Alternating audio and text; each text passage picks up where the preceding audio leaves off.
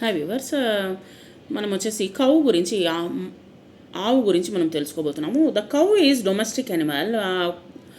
ఆవు వచ్చేసి పెంపుడు జంతువు. Cow have big heavy bodies. తనకి వచ్చేసి చాలా ఆవులు వచ్చేసి పెద్ద బాడీస్తో హెవీగా ఉండేటివి కూడా ఉన్నాయన్నమాట. ఇట్ గివ్స్ మిల్క్, మనకు వచ్చేసి పాలు ఇస్తుంది. ఇట్ ఈట్స్ గ్రీన్ గ్రాస్, పచ్చిగడ్డిని తింటుంది. It have different colours, size and shape.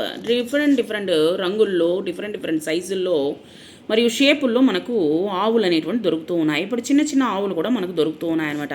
It has a long tail, దానికి వచ్చేసి చాలా పెద్ద తోక అనేటువంటిది ఉంటుంది. A baby cow is called calf. దాన్ని ఏమంటారంటే, చిన్న ఆవును వచ్చేసి ఏమంటారంటే కాఫ్ అని అంటారు, దూడని కాఫ్ అని అంటారు. గాయ్ ఏక్ బహుత్ హీ శాంత్ और ఉపయోగి పాల్తూ పశు హై. మనకు వచ్చేసి అనేకమైనటువంటి శాంతమైనటువంటిది, ఉపయోగకరమైనటువంటి పశువు మనము ఆవుని చెప్పొచ్చు అనమాట. ఇసుకే 4 पैर 2 सींग और एक लंबी पूंछ होती है. దీనికి వచ్చేసి 4 కాళ్ళు, తర్వాత 2 కొమ్ములు, తర్వాత వచ్చేసి మరియు ఒక తోక అనేటువంటి ఉంటుంది. గాయ హరి ఘాస్ భూసా और అనాజ్ ఖాతీ హై. మనకు వచ్చేసి ఆవు వచ్చేసి మనకు పచ్చిగడ్డి, తర్వాత వచ్చేసి అనేకమైనటువంటి తౌడు అంటాం కదా, తౌడు, తర్వాత వచ్చేసి అనాజ్, రకరకాలైనటువంటి ధాన్యాలను కూడా అది తింటుందన్నమాట.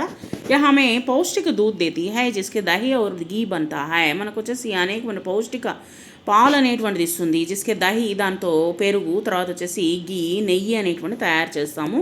హిందూ ధర్మమే గాయకు మాతా మాన్కర్ పూజా కర్తా హై. హిందువులు వచ్చేసి ఆ యొక్క ఆవుకు వచ్చేసి పూజ అనేటువంటిది చేస్తారనమాట.